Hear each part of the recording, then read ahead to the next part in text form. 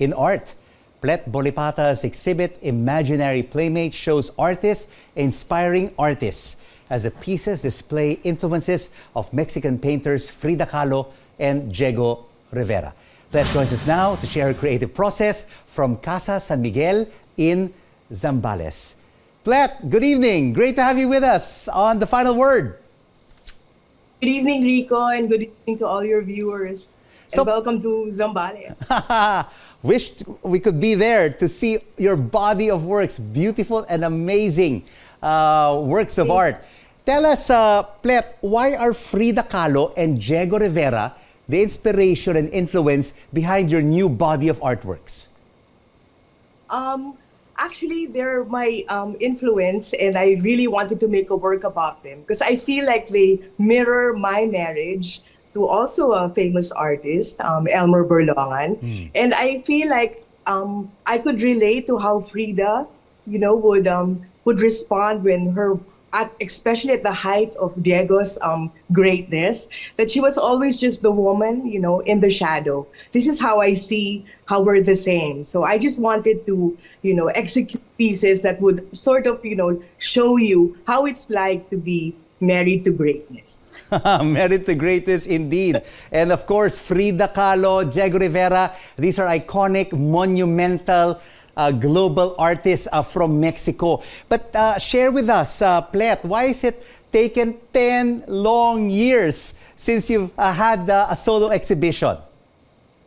Well, I live in a playground, for grown-ups in Zambales. So, there's so much to explore. Like I can make really monumental works, big works.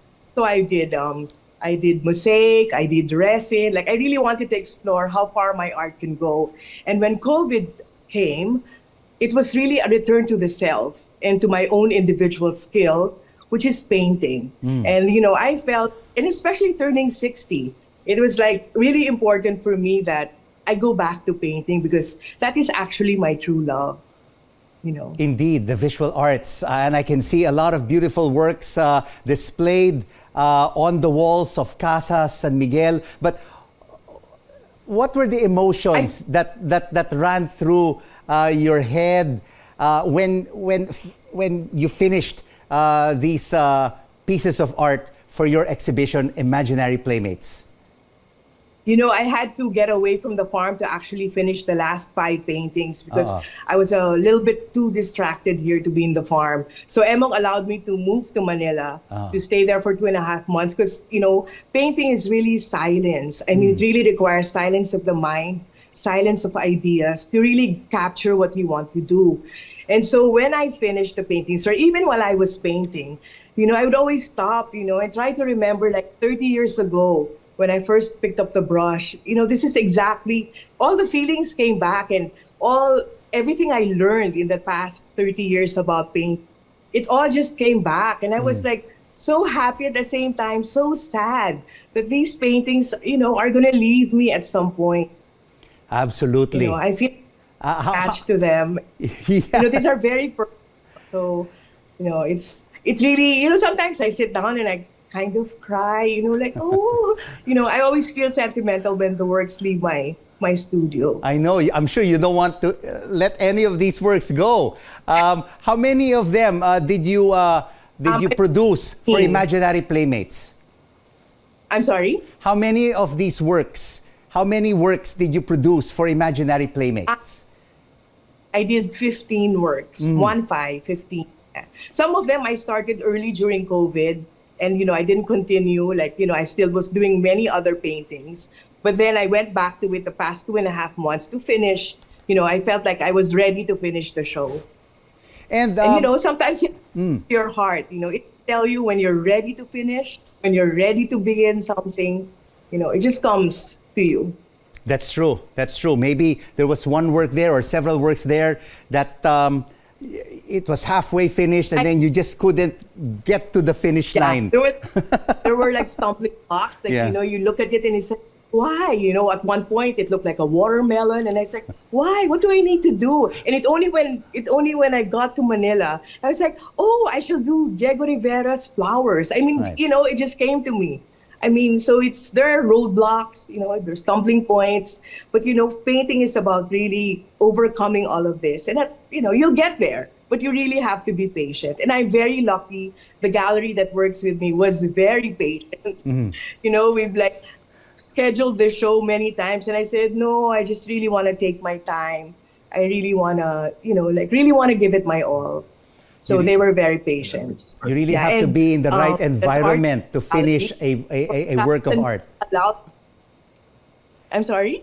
You really have to be in the right environment to finish a work of art. Yeah, the perfect place to show it because, we wanted to show Zambaleños, like, how the Zambaleño works. And, I recreated the entire gallery to look like the facade of the house of Frida Kahlo in Mexico. So I wanted also to show the viewers, who sometimes are limited to just see pictures in black and white.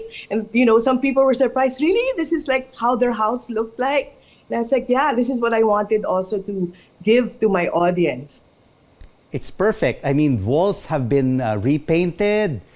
And all of the walls have various designs, bringing you back bringing you back to Mexico and the home of Frida Kahlo and Diego Rivera.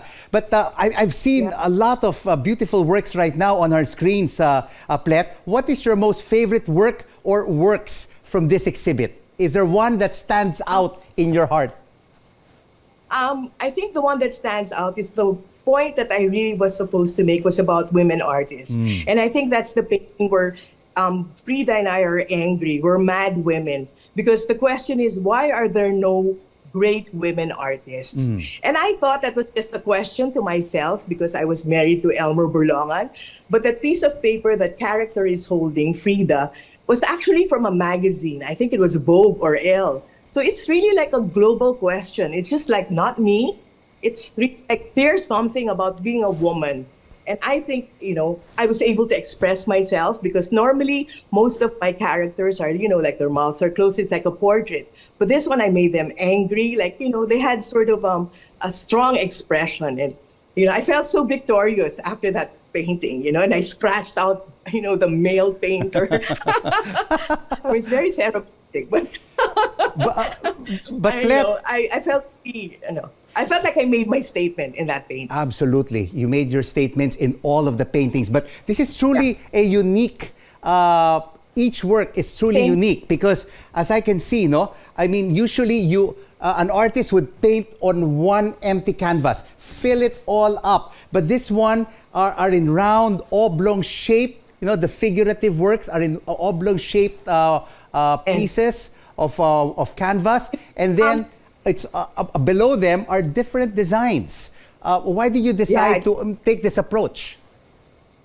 Yeah, it's the same strength and power you need for a big painting, for a really tiny painting. It's the same effort that you use. People think, bigger painting is different from a smaller painting. No, it's really the same effort. And I wanted to mat it in cloth. So it was actually also difficult to find the right cloth that would match each painting. So I was like in different cloth stores, like, will this look good together? And somehow I feel like I chose the right matting to go with the painting. And I felt like that was part of the artwork, to give it like a bigger space, to actually show, this is something that I really do, to mix texture, depth, like, to put all these elements together. Absolutely. And, Filipino artists, men and women, have made great strides, Plet, among local collectors.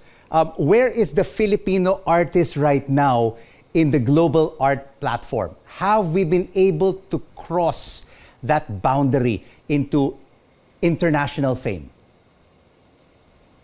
Yeah, I think we have. I think we're right there, especially now that there's the internet where you really don't have to go abroad to see what everybody's doing. You just click on some Filipino artist name, you see their work. It's not anymore as difficult as when we started earlier in the 80s. It's much easier. But when I enter my studio, these are things I don't think about. This is like unimportant, globalization, where the Filipino artists stand, what you're gonna earn. That's really not. When I enter the studio, it's about painting. It's about me, my canvas, and my paints.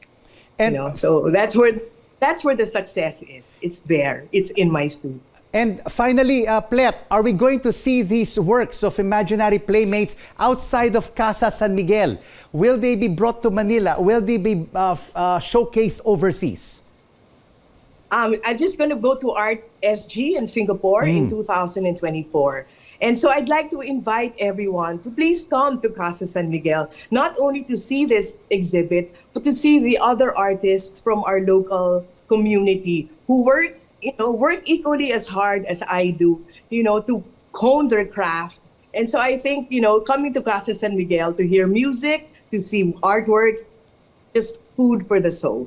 So come on, guys. Come on over. Definitely, we will make that trip to Casa San Miguel. Thank you so much, and congratulations on the success of Imaginary Playmates. And good night to you. Good evening to all your viewers. Visual artist Plet Bolipata joining us from Casa San Miguel in Zambales.